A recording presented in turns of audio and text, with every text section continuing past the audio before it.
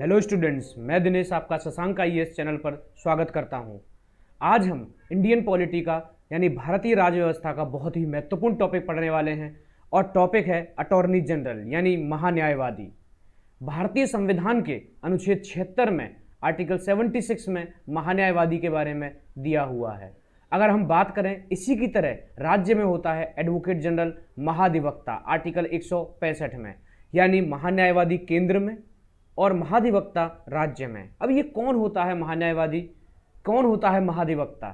सबसे पहले बात करते हैं, अगर मान लीजिए आप कहीं जा रहे हो, आपसे कोई क्राइम हो जाए या फिर मान लीजिए आपको किसी क्राइम में फंसा दिया जाए, तो उस केस में आप अपने पापा से कहोगे ना, पापा ये वकील बहुत अच्छा है, इस वकील को करो। और वो जो आपका अधिवक्ता होगा, जो एडवोकेट होगा, आपका पक्ष न्यायपालिका में रखेगा, कोर्ट में रखेगा और आपको बचाएगा। इसी तरीके से अगर हम बात करें केंद्र सरकार की, तो सोचिए सरकार तो पूरे देश को चला रही है। केंद्र सरकार, भारत सरकार पूरे देश को चला रही है, पूरे देश के लिए पॉलिसीज बना रही है, नीतियां बना रही है, कानून बना रही है। तो वो सभी को खुश नहीं कर सकती, कोशिश कर सकती है। तो हिंदू भी केंद्र सरकार के खिलाफ केस कर सकते हैं, मुस्लिम भी, सिख, क्रिश्चियन, जैन, कोई जाति भी कर सकती है, किसान भी कर सकते हैं, छात्र भी कर सकते हैं, और तो और वकील भी केस कर सकते हैं। या फिर केंद्र सरकार के खिलाफ पश्चिम बंगाल सरकार ने केस कर दिया, हरियाणा सरकार ने केस कर दिया। तो याद रखना, केंद्र सरकार के सारे केस, भारत सरकार के सारे मामलों को हैंडल करता है महान्यायवादी, अटॉर्नी जनरल। तो केंद्र सरकार का एडवोकेट होता है, महाधिवक्ता होता है महान्यायवादी, याद रखना। उसी तरीके से राज्य सरकार का, प्रत्येक राज्य सरकार का एक एडवोकेट होता है जिसको बोलते हैं महाधिवक्ता, एडवोकेट जनरल। तो महान्यायवादी किसका? केंद्र सरकार का वकील, और महाधिवक्ता राज्य सरकार का वकील, अनुच्छेद 76 में और अनुच्छेद 165 में। अगर मान लीजिए अभी सुप्रीम कोर्ट में, अभी मान लीजिए ये सुप्रीम कोर्ट है, उच्चतम न्यायालय, अब मान लीजिए पश्चिम बंगाल सरकार ने केस कर दिया केंद्र सरकार के खिलाफ, तो पश्चिम बंगाल की सरकार की तरफ से, वेस्ट बंगाल सरकार की तरफ से आएगा एडवोकेट जनरल, महाधिवक्ता, और केंद्र सरकार की तरफ से आएगा महान्यायवादी। और दोनों एक दूसरे का पक्ष रखेंगे, वो राज्य सरकार का पक्ष रखेगा और वो केंद्र सरकार का पक्ष रखेगा। तो केंद्र सरकार का अधिवक्ता होता है अटॉर्नी जनरल, महान्यायवादी। राज्य सरकार का अधिवक्ता होता है एडवोकेट जनरल। तो हम जैसे केंद्र की चीजें पढ़ेंगे तो उसी प्रकार सभी चीजें राज्य पर लागू होती हैं। तो हम सबसे पहले अटॉर्नी जनरल जानते हैं, महान्यायवादी जानते हैं कौन होता है। सबसे पहला प्रश्न आ सकता है, भारतीय संविधान के किस अनुच्छेद में महान्यायवादी के पद का विवरण है? तो अनुच्छेद 76, आर्टिकल 76। दूसरा प्रश्न बन सकता है कि महाधिवक्ता का पद किस अनुच्छेद में है? अनुच्छेद 165। तो सबसे पहले अगर किसी बच्चे को इंडियन पॉलिटी एंड कॉन्स्टिट्यूशन, भारतीय संविधान और राज्य व्यवस्था की पूरी डिटेल क्लास चाहिए यूपीएससी प्रीलिम्स मेंस के लिए, स्टेट पीएससी के लिए या किसी भी सेंटर स्टेट एग्जाम के लिए, तो आज ही शशांक आईएएस एप्लीकेशन डाउनलोड कर सकता है। प्ले स्टोर होगा आपके मोबाइल में, प्ले स्टोर से शशांक आईएएस एप्लीकेशन डाउनलोड कीजिए और वहां मेरा बैच केवल 799 रुपये में चल रहा है। शशांक सर हिस्ट्री पढ़ा रहे हैं 999 रुपये में, तो आप यहां से पॉलिटी हिस्ट्री का कॉम्बिनेशन खरीद सकते हो, परचेज कर सकते हो, बहुत ही बेहतरीन। तो आइए बात करते हैं महान्यायवादी की। भारतीय संविधान के अनुच्छेद 76 में महान्यायवादी है। अगर बात करें भारत के पहले महान्यायवादी की, तो संविधान लागू होने के बाद भारत के पहले महान्यायवादी बने 1950 में MC Setalvad. MC Setalvad India के पहले अटॉर्नी जनरल थे, भारत सरकार के पहले अधिवक्ता थे। याद रखना, एडवोकेट थे एमसी सीतलवाद।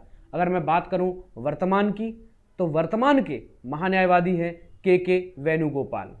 के वेणुगोपाल 15वें महान्यायवादी हैं, 15वें अटॉर्नी जनरल हैं भारत सरकार के, केंद्र सरकार के। सबसे पहले बात करते हैं महान्यायवादी की कि कौन होता है महान्यायवादी। याद रखना, अगर आपको महान्यायवादी बनना है तो आपके पास योग्यता सुप्रीम कोर्ट के जज के बराबर होनी चाहिए।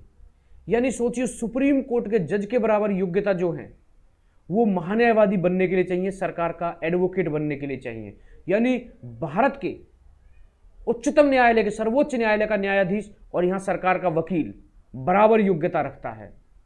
इसीलिए इसको बोलते हैं भारत का प्रथम विधि अधिकारी, first law officer of India. यानी भारत सरकार का या भारत का सबसे ऊंचा कानूनी अधिकारी होता है, विधि अधिकारी होता है महान्यायवादी। तो प्रश्न आ जाता है कि भारत का प्रथम विधि अधिकारी कौन होता है? तो भारत का प्रथम विधि अधिकारी महान्यायवादी होता है। याद रखना, इसकी योग्यता सुप्रीम कोर्ट के जज के बराबर होती है। याद रखना, शक्ति की बात नहीं कर रहा हूं मैं, पावर की बात नहीं कर रहा हूं कि केंद्र सुप्रीम कोर्ट के जज के बराबर शक्ति होती है। योग्यता महान्यायवादी की उसके बराबर होनी चाहिए, तो ही महान्यायवादी बन सकता है। इसीलिए इसको भारत का प्रथम विधि अधिकारी बोलते हैं। यह भारत सरकार का एडवोकेट होता है, भारत सरकार का अधिवक्ता होता है। देखिए, वकील और अधिवक्ता में दो अंतर होते हैं। किसी व्यक्ति ने एलएलबी कर लिया, एलएलएम कर लिया, तो वो वकील होगा, और वो 3 साल तक उसे कोई केस नहीं मिला तो वो वकील ही होगा। लेकिन जिस दिन उसे किसी ने केस दे दिया तो वो उसका अधिवक्ता बन जाएगा। उसके लिए यानी उसके अधीन वक्ता होगा न्यायालय में। जब न्यायालय में उसका पक्ष रखा जाएगा तो वो उसके अधीन ही बोलेगा, उसको बोलते हैं अधिवक्ता। तो के वेणुगोपाल वर्तमान में महान्यायवादी हैं, अटॉर्नी जनरल हैं, और ये भारत के प्रथम विधि अधिकारी भी हैं। भारत सरकार का अधिवक्ता होता है। उसके बाद भारत सरकार का कानूनी सलाहकार होता है, legal adviser of government of India. अगर मान लीजिए आज मोदी सरकार को, केंद्र सरकार को कोई भी कानूनी सहायता चाहिए, कोई भी लीगल एडवाइस चाहिए किसी भी विधेयक पर, किसी भी मुद्दे पर, तो वो के वेणुगोपाल से ले सकती है। के वेणुगोपाल भारत सरकार का, याद रखना, लीगल एडवाइजर, कानूनी सलाहकार होगा। उसके बाद सबसे बड़ी बात है कि के वेणुगोपाल किसी भी लाभ के पद पर रहकर कार्य कर सकता है। संविधान में 2 ही ऐसे पद हैं जो कि किसी भी लाभ के पद पर रहकर कार्य कर सकते हैं। He can hold any post of profit. इसका अर्थ क्या है? यानी महान्यायवादी को भारत सरकार से तो लाभ हो ही रहा है, भाई पैसे तो मिल रहे हैं ना भारत सरकार से, लेकिन वो मेरा भी केस लड़ सकता है, वो आपका भी केस लड़ सकता है, वो किसी का भी केस लड़ सकता है। जब केस लड़ेगा तो वहां से भी लाभ कमाएगा। तो याद रखना, महान्यायवादी किसी भी लाभ के पद पर रहकर कार्य कर सकता है, किसी का भी केस लड़ेगा तो पैसे कमा सकता है, तो सरकार से भी, हमसे भी। लेकिन भारत सरकार के खिलाफ किसी को कोई भी कानूनी राय नहीं दे सकता, यानी भारत सरकार के खिलाफ किसी को लीगल एडवाइस नहीं देगा। मान लीजिए महान्यायवादी केंद्र सरकार का वकील है, एडवोकेट है, और मैंने भी उसे 1 करोड़ रुपए दे दिया कि मेरा एक केस है, तो वो मेरा खुशी खुशी लड़ेगा। 1 करोड़ रुपए बहुत होते हैं। लेकिन जब वो मेरा केस लड़ेगा तो उस केस में, अब मान लीजिए कुछ समय बाद मैंने उससे बोला कि मुझे भारत सरकार के खिलाफ कानूनी सहायता चाहिए, मैं भारत सरकार पर केस करना चाहता हूं, तो वो साफ मना कर देगा कि मैं भारत सरकार के खिलाफ आपको कोई कानूनी सहायता नहीं दे सकता। और आपने भारत सरकार के खिलाफ केस कर दिया तो वो आपका केस हार जाएगा, तो वो आपका केस छोड़ देगा और फिर भारत सरकार की तरफ से आपके खिलाफ केस लड़ेगा। तो वो किसका दोस्त होता है? तो याद रखना, ये भारत सरकार का मित्र होता है, जनता का मित्र नहीं होता। जनता से पैसे कमा सकता है, जनता का केस लड़ सकता है, लेकिन जहां बात भारत सरकार की आएगी वहां वो भारत सरकार का साथी कहा जाएगा, आपका साथ छोड़ देगा। एक पोस्ट पढ़ेंगे हम, एक पद पढ़ेंगे जिसको बोलते हैं नियंत्रक एवं महालेखा परीक्षक, comptroller and auditor general, CAG. CAG हमारा दोस्त है, जनता का दोस्त होता है। महान्यायवादी सरकार का दोस्त होता है। इस चीज को याद रखना। क्लियर है या नहीं है? तो हमसे भी पैसे कमा सकता है, सरकार से भी, लेकिन सरकार के खिलाफ किसी को कानूनी राय नहीं दे सकता। इस चीज को याद रखना। उसके बाद पूरे संविधान में यही एक ऐसा पद है जो संसद का सदस्य होते हुए भी संसद की किसी भी कार्यवाही में, याद रखना महान्यायवादी ही एक ऐसा पद है पूरे संविधान में जो संसद का सदस्य ना होते हुए भी, वो एमपी थोड़ी ना है, सांसद थोड़ी ना है, तो संसद का सदस्य ना होते हुए भी संसद के किसी भी सदन की किसी भी कार्यवाही में भाग ले सकता है। सोचिए, किसी भी कार्यवाही में भाग ले सकता है, लोकसभा की भी, राज्यसभा की भी। इस चीज को याद रखना। और ये क्यों लेता है?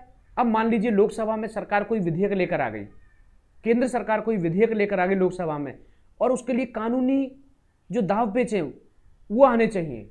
अब मान लीजिए वो जो बिल है वो कानून से संबंधित है और सरकार को पता है कि कल हमें विपक्ष घेर लेगा, कल हमें विपक्ष घेरेगा और विपक्ष में अच्छे अच्छे वकील हैं, कपिल सिब्बल जैसे वकील हैं, तो प्रश्न करेंगे और सरकार जवाबदेह है, तो वो एक दिन पहले ही महान्यायवादी को बोल देगी कल आपको हाजिर होना है, कल आप जवाब दोगे इनको। तो महान्यायवादी जवाब देता है, पहली बात। तो वो लोकसभा में बैठ सकता है। मान लीजिए राज्यसभा में कोई विधेयक आ गया जिसमें विपक्ष प्रश्न करना चाहता हो और वो लीगल प्रश्न करना चाहता हो, तो उस केस में याद रखिएगा सरकार महान्यायवादी को भेजेगी, तुम जवाब दोगे। तो संसद की किसी भी सदन की किसी भी कार्यवाही में भाग ले सकता, और कोई नहीं है ऐसा। संविधान में कोई और ऐसा पद नहीं है जो कि संसद के सदस्य ना होते हुए भी संसद की किसी भी कार्यवाही में भाग ले सकता है।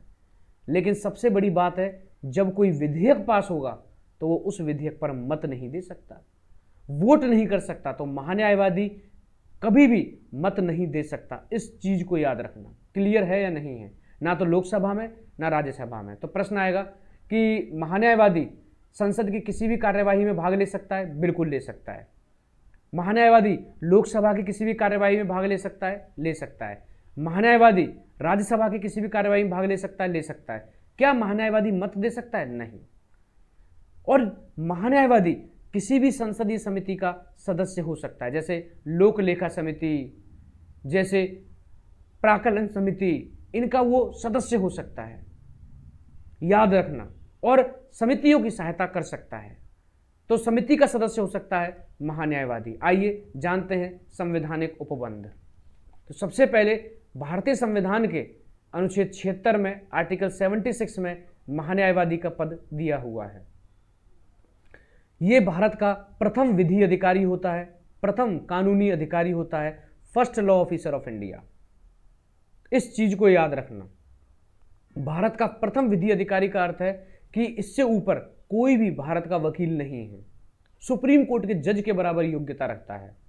उसके बाद भारत सरकार का यह कानूनी सलाहकार होता है, लीगल एडवाइजर होता है। भारत सरकार को कोई भी कानूनी सलाह चाहिए तो वो किससे लेगी? महान्यायवादी से। उसके बाद भारत सरकार का अधिवक्ता होता है, यानी भारत सरकार के अधीन न्यायालय में वक्ता होगा, भारत सरकार के अधीन ही वक्ता होगा, भारत सरकार के खिलाफ नहीं बोल सकता। उसके बाद उच्चतम न्यायालय के न्यायाधीश के समान योग्यता होनी चाहिए, सुप्रीम कोर्ट के जज के बराबर अगर आप योग्य हो तो आप भी महान्यायवादी बन सकते हो, अटॉर्नी जनरल बन सकते हो। मंत्रिपरिषद नाम देती है राष्ट्रपति को, राष्ट्रपति उसे सरकार का महान्यायवादी नियुक्त करता है।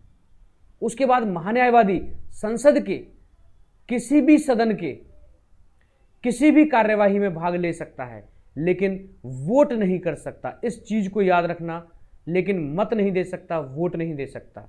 तो किसी भी हाउस की किसी भी कार्यवाही में भाग ले सकता है, लोकसभा में भी बैठ सकता है, राज्यसभा में भी बैठ सकता है, लेकिन वो वोट नहीं कर सकता। इस चीज को याद रखना।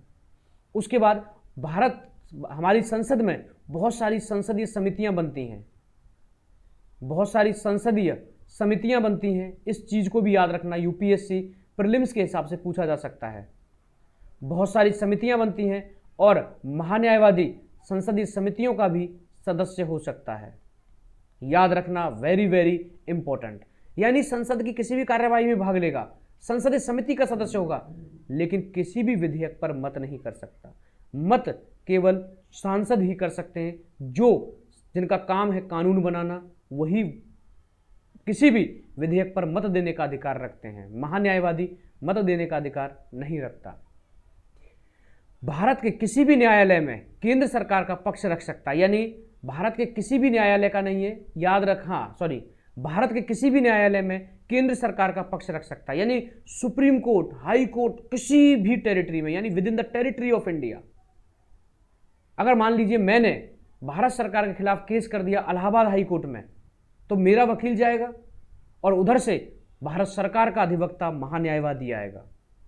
तो किसी भी न्यायालय में भारत सरकार का पक्ष रख सकता है, या फिर राष्ट्रपति द्वारा दिए जाने पर कोई अन्य कार्य भी कर सकता है। राष्ट्रपति ने कहा कि आप इनका केस लड़ो, तो वो महान्यायवादी लड़ेगा। इस चीज को याद रखना, वेरी वेरी इंपॉर्टेंट। अब बात करते हैं महान्यायवादी के वेतन के बारे में, यानी सैलरी ऑफ अटॉर्नी जनरल। क्या महान्यायवादी को वेतन मिलता है? नहीं। भारत के संविधान में महान्यायवादी के वेतन का कोई जिक्र नहीं है, लेकिन अनुच्छेद 76 के अनुसार महान्यायवादी को वही पारिश्रमिक मिलता है जो राष्ट्रपति समय समय पर निर्धारित करता है। महान्यायवादी को वेतन नहीं मिलता, उसे पारिश्रमिक बोलता है, यानी पारिश्रमिक बोला जाता है, यानी रेम्यूनरेशन। रेम्यूनरेशन का अर्थ है कि जब वो तारीख करने जाएगा तो तारीख के हिसाब से उसे पैसा दिया जाएगा, और महीने पर भी दिया जाएगा, जिसको पर्क बोलते हैं। तो महान्यायवादी का प्रॉपर वेतन नहीं है, राष्ट्रपति समय समय पर तय करता है कि इनको कितना पारिश्रमिक दिया जाए, रेम्यूनरेशन दिया जाए। राष्ट्रपति के आदेश के द्वारा यह निर्धारित किया जाता है, उसे उच्चतम न्यायालय के न्यायाधीश के वेतन के बराबर रिटेनर दिया जाएगा। यानी राष्ट्रपति समय समय पर तय करता है कि इतना पारिश्रमिक दिया जाए, और राष्ट्रपति ने वर्तमान में तय कर रखा है कि सुप्रीम कोर्ट के जज के बराबर उसे वेतन दिया जाए, न्यायालय उच्चतम न्यायालय के न्यायाधीश के बराबर उसे वेतन दिया जाए। इस चीज को याद रखना वेरी वेरी इंपॉर्टेंट। पूछा जाएगा कि महान्यायवादी का वेतन कौन तय करता है, तो भारत का राष्ट्रपति। लेकिन वेतन का जिक्र नहीं है, वहां पारिश्रमिक का जिक्र है, रेम्यूनरेशन का जिक्र है, और वो सुप्रीम कोर्ट के जज के बराबर है वर्तमान में। उसके बाद महान्यायवादी किसी भी लाभ के पद पर रहकर कार्य कर सकता है। He can hold any post of profit, किसी का भी केस लड़ सकता है, मेरा भी आपका भी, कहीं से भी लाभ कमा सकता है। लेकिन भारत सरकार के खिलाफ किसी को कानूनी राय नहीं दे सकता। भारत सरकार के खिलाफ नहीं जाएगा, सरकार के खिलाफ कानूनी राय मांगोगे तो साफ मना कर देगा। इसीलिए महान्यायवादी को भारत सरकार का साथी भी कहते हैं, he is the friend of government of India. महान्यायवादी किसी भी सिविल केस को बिना किसी के अनुमति के लड़ सकता है, यानी महान्यायवादी कोई भी सिविल केस हो, मैंने कोई सिविल केस मतलब होता है जो प्रॉपर्टी से जुड़ा हुआ केस, संपत्ति से जुड़ा हुआ केस हो, या फिर शादी विवाह के तलाक, शादी विवाह से जुड़ा हुआ केस हो, तो महान्यायवादी किसी भी सिविल केस को बिना किसी की अनुमति के लड़ सकता है। मेरा केस, आपका केस, किसी का भी केस लड़ सकता है। लेकिन अगर महान्यायवादी कोई भी क्रिमिनल केस लड़ रहा है, फौजदारी यानी आपराधिक मामले को लड़ रहा है, तो उसे सरकार की अनुमति लेनी पड़ सकती है। समझ में आया या नहीं आया? अंदर जाते हैं तो महान्यायवादी किसी का भी केस लड़ सकता है, लेकिन सिविल केस, अगर किसी का क्रिमिनल केस, आपराधिक मामला लड़ता है, आपराधिक केस लड़ता है, तो उसे सरकार की अनुमति लेनी पड़ सकती है।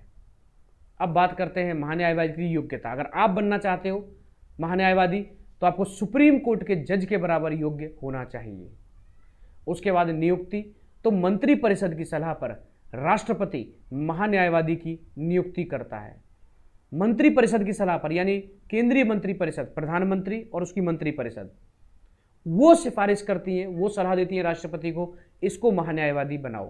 तो भाई अपना वकील अपनी मर्जी से बनवाएगा ना, नियुक्ति तो राष्ट्रपति करेगा। लेकिन मैंने अनुच्छेद 74 बताया है, आर्टिकल 74 में राष्ट्रपति मंत्री परिषद की सलाह के लिए बाध्य होता है। तो मंत्री परिषद जो बोलेंगी राष्ट्रपति उसी को महान्यायवादी नियुक्त कर देगा। अब बात आती है शपथ की, तो भारत का राष्ट्रपति ही महान्यायवादी को शपथ दिलाता है।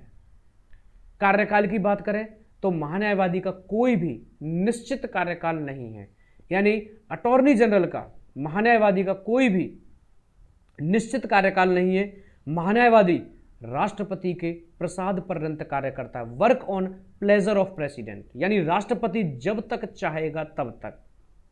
इसका अर्थ क्या है? इसका अर्थ यह है कि राष्ट्रपति महान्यायवादी को कभी भी हटा सकता है, पद से मुक्त कर सकता है। मान लीजिए इस वक्त हैं के वेणुगोपाल। के वेणुगोपाल बार बार केंद्र सरकार का सारे केस हार रहे हैं, सारे केस हार रहे हैं, तो मंत्रिपरिषद राष्ट्रपति को बोलेगी एक काम करो, इसको पद से इस्तीफा मांगो, तो राष्ट्रपति उसके पद से इस्तीफा मांग लेगा, नहीं दिया तो बर्खास्त कर देगा। तो महान्यायवादी का कोई फिक्स कार्यकाल नहीं है, वो राष्ट्रपति के प्लेजर पर, राष्ट्रपति के प्रसाद पर्यंत कार्य करता है। त्यागपत्र भारत का महान्यायवादी राष्ट्रपति को देता है।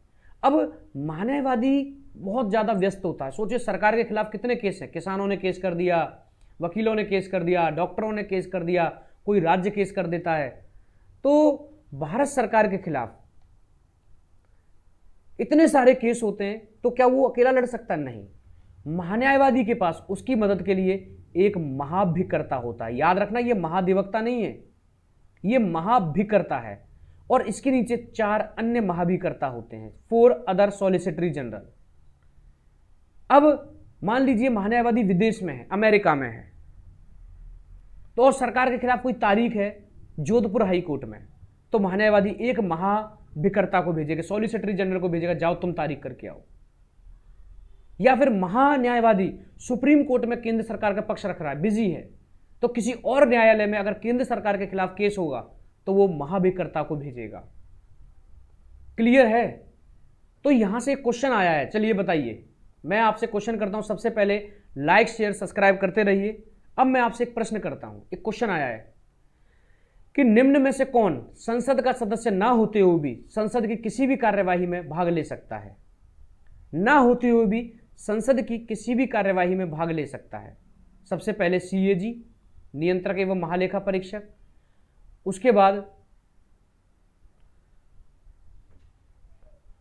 लोकसभा का स्पीकर, प्रधानमंत्री और सॉलिसिटरी जनरल, महाभिकर्ता। कौन संसद का सदस्य ना होते हुए भी संसद की किसी भी कार्यवाही में भाग ले सकता है? तो इसका सही उत्तर बताइए, जल्दी जल्दी जल्दी लाइक शेयर सब्सक्राइब कीजिए, जल्दी जल्दी आंसर बताइए। निम्न में से कौन सा पद है जो संसद का मेंबर नहीं है, एमपी नहीं है, लेकिन वो किसी भी कार्यवाही में भाग ले सकता है? तो सबसे पहले बात करते हैं सीएजी, तो सीएजी नहीं ले सकता। स्पीकर, तो लोकसभा अध्यक्ष तो संसद का सदस्य होता है, तो लेगा ही लेगा, वो तो संसद का सदस्य है, ये भी नहीं है। प्रधानमंत्री, वो भी संसद का सदस्य होता है, ये भी नहीं है। तो याद रखना, सॉलिसिटरी जनरल इसका सही आंसर है, महाभिकर्ता। महाभिकर्ता संसद का सदस्य नहीं होता, लेकिन संसद की किसी भी कार्यवाही में भाग ले सकता है। कब? जब महान्यायवादी देश में ना हो या महान्यायवादी अनुपस्थित हो। मान लीजिए महान्यायवादी बहुत इंपॉर्टेंट केस लड़ रहे हैं और कोई विधेयक आ गया संसद में, सरकार चाहती है महान्यायवादी को चर्चा करने के लिए, तो महान्यायवादी महाभिकर्ता को भी भेज सकते हैं। महाभिकर्ता भी सुप्रीम कोर्ट के न्यायाधीश के बराबर योग्यता रखते हैं। अब आपने एक केस सुना होगा हरीश साल्वे का, जैसे आपको पता होगा कुलभूषण जाधव, पाकिस्तान में हमारे एक नागरिक को पकड़ लिया गया, कुलभूषण जाधव को, और सुप्रीम कोर्ट ने, पाकिस्तान के सुप्रीम कोर्ट ने उसे फांसी की सजा सुना दी कि रॉ का एजेंट है। जब फांसी की सजा सुना दी तो भारत सरकार को महान्यायवादी को भेजना चाहिए था, लेकिन महान्यायवादी अंतर्राष्ट्रीय कानूनों के ज्यादा ज्ञाता नहीं है, तो वो क्या करेंगे?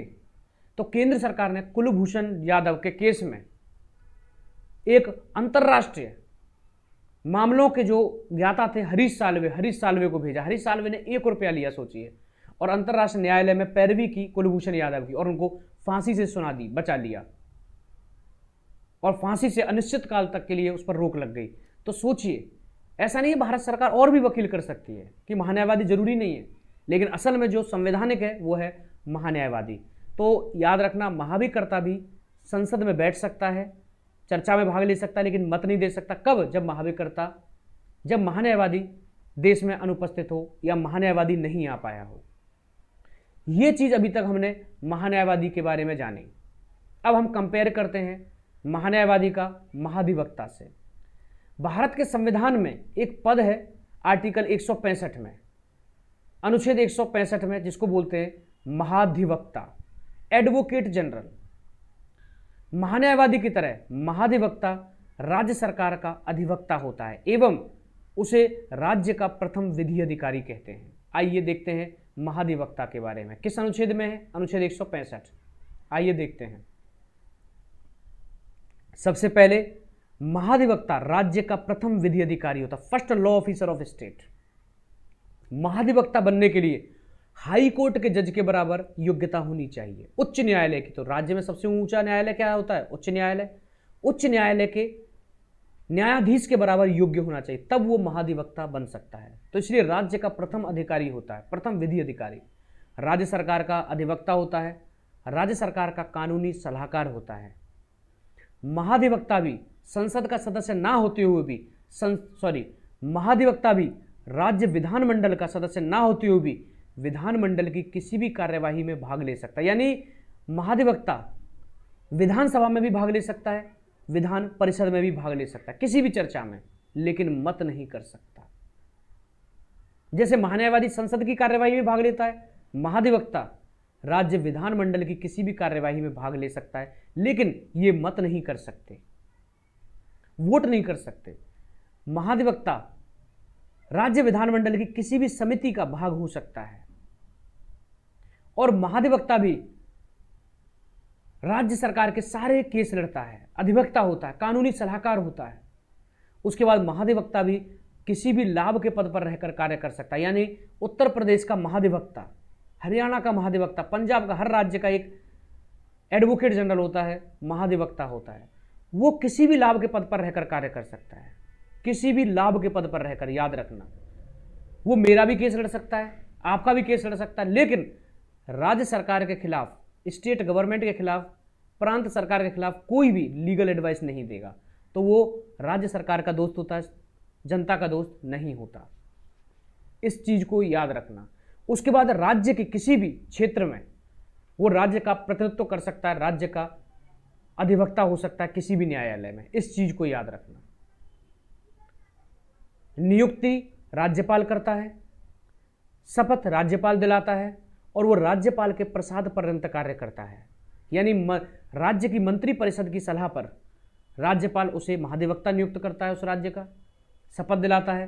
कार्यकाल होता है राज्यपाल के प्रसाद पर्यंत। मान लीजिए उत्तर प्रदेश का महाधिवक्ता है, वो बार बार केस हार रहा है, तो उत्तर प्रदेश सरकार तो राज्यपाल से कहेगी ना इसको हटाओ, तो राज्यपाल कभी भी हटा सकता है, त्यागपत्र राज्यपाल को देगा। और उसका वेतन राज्यपाल समय समय पर निर्धारित करता है, जिसको पारिश्रमिक कहा जाता है। वेतन नहीं है, संविधान में महान्यायवादी के लिए वेतन शब्द का यूज नहीं किया गया है। महान्यायवादी के लिए राज्यपाल समय समय पर रेम्यूनरेशन तय करता है, याद रखना, जिसको पर्क बोलते हैं, जिसको पारिश्रमिक बोलते हैं। और वर्तमान में उच्च न्यायालय के, हाई कोर्ट के न्यायाधीश के बराबर उनका पारिश्रमिक होता है। तो ये हमने जाना महान्यायवादी अनुच्छेद 76 में, और महाधिवक्ता आर्टिकल 165 में। यहां से कोई भी प्रश्न आएगा तो मैं चाहता हूं कि आप एक ही बार में प्रश्न को सही कर दो। बहुत ही आसान टॉपिक था। कल हम पढ़ाएंगे CAG, नियंत्रक एवं महालेखा परीक्षक। क्या होता है नियंत्रक एवं महालेखा परीक्षक? बहुत अच्छा पद है, वो हमारा दोस्त होता है। ये भी हमने सरकार का दोस्त पढ़ाया है। तो यहां से हमने महान्यायवादी महाधिवक्ता के बीच डिफरेंस जाना, किस अनुच्छेद में संवैधानिक प्रावधान जाने, और मैं आशा करता हूं कि आपको बड़ी सहजता और सरलता के साथ सभी चीजें समझ में आई होंगी।